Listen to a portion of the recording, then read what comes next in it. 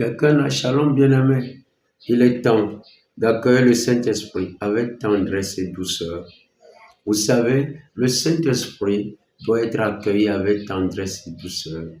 Commence par lui dire, sois le bienvenu. Saint-Esprit, tu es là et je t'accueille. Je t'aime, merveilleux Saint-Esprit. Et dis à l'Esprit Saint, recommence encore. Ose lui dire, Saint-Esprit, recommence encore. Recommence encore ce que tu as fait avec Élie. Recommence encore ce que tu as fait avec Élisée. Avec Pierre et Paul, avec Jean, avec Étienne, avec Philippe. Recommence encore, Saint-Esprit. Et si tu sais chanter en langue, chante en langue. Si tu ne connais pas de chant en langue, si tu ne sais pas prier en langue, mais si tu le sais, prie beaucoup en langue.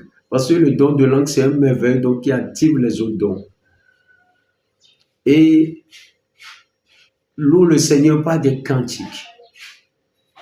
Loue-le par des cantiques, par des hymnes.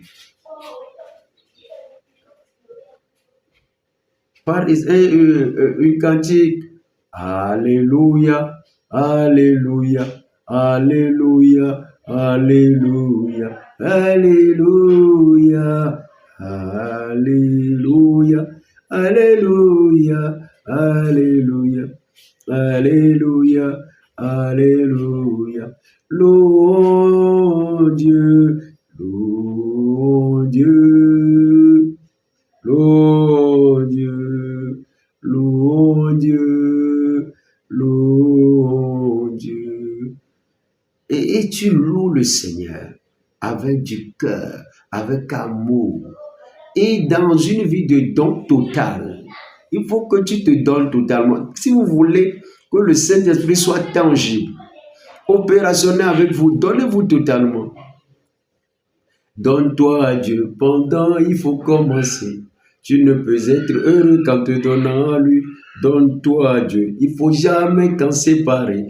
Donne-lui ton cœur, donne-lui ton âme et ton esprit. Se donner à Dieu, c'est lui consacrer toutes nos affections, toutes nos pensées, tout ce qu'on fait, tout ce qu'on fait, que toutes nos actions lui soient rapportées. C'est ainsi le remède, non liberté, ce n'est plus d'avoir nos propres volontés, afin qu'il en dispose comme il lui plaira et qu'il la dirige comme il le voudra. Donne-toi à Dieu et tu verras comment le Saint-Esprit bouge dans la vie des gens. Nous allons bâtir de grandes choses par le Saint-Esprit et tu en fais partie. Que Dieu te bénisse. Shalom à toi.